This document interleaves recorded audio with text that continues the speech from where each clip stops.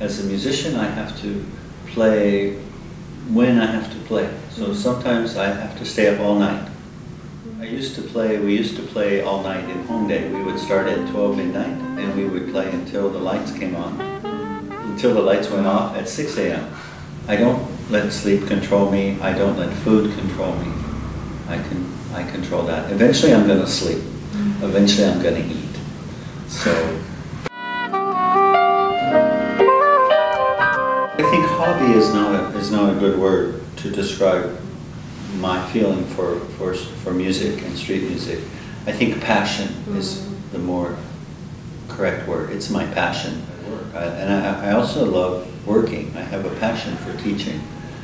But if I would say which passion is greater, I would then playing street music is greater passion than teaching. So that's why I often say I'm a musician first. So yes, so usually when I play, I put the hat out. Sometimes I think I should do it, and then I think I shouldn't do it. But I have a good friend, maybe you know him, his name is Harim. He's a good friend of mine. And you know, he loves to play street music. And so I talked to him about the hat, and he said, no, you always have to put the hat out if you're playing street music. And there's a couple reasons. One reason is having a hat kind of defines who you are. It's kind of, if I'm playing on the street and I don't have a hat, people look at me and say, what's he doing? Is he crazy? Or why is he doing that? They have no idea. So when I put the hat out, they say, oh, he's a street musician, and then they understand. Actually, I don't care about the money at all. If I put my hat out and there's no money at the end of the night, I don't care.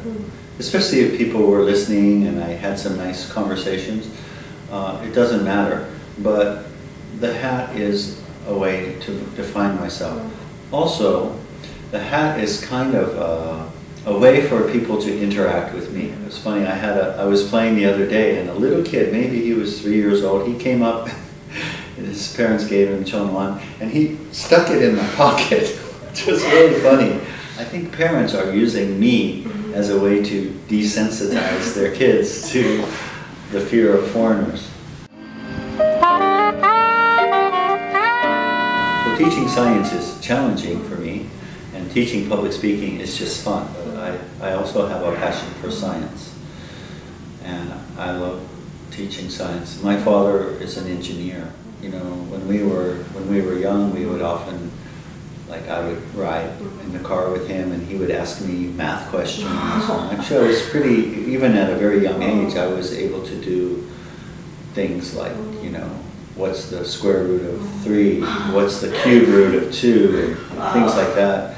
And I remember when I used to walk home from school, from like 4th or 5th grade, I would do the square root in my head.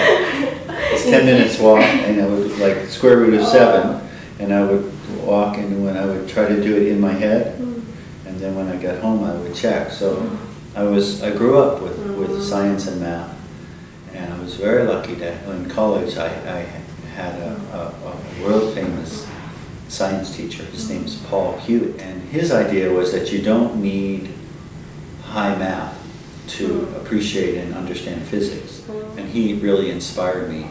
So now at Honig University, I get to teach a science class, and I'm using the materials and the things I learned from Paul Hewitt. You know, Mr. Hewitt talks about things that are interesting. For example, if you go like this, you do with me, go, it's hot or cold? Hot. And go, it's cold. Cold. Why? I don't know. Yeah. So things like that. That's how I try to teach. It's related with physics? Yeah, of course, that's physics. Actually, we know about that. If your hands are cold, you go. You never go. So we know about it, but we never stop to think about it. And that's, you know, very amazing and interesting. That's what gets destroyed through the bad teaching of science. So I think part of my most important job at Hongdae with my science students is to awaken their curiosity, and that's my goal.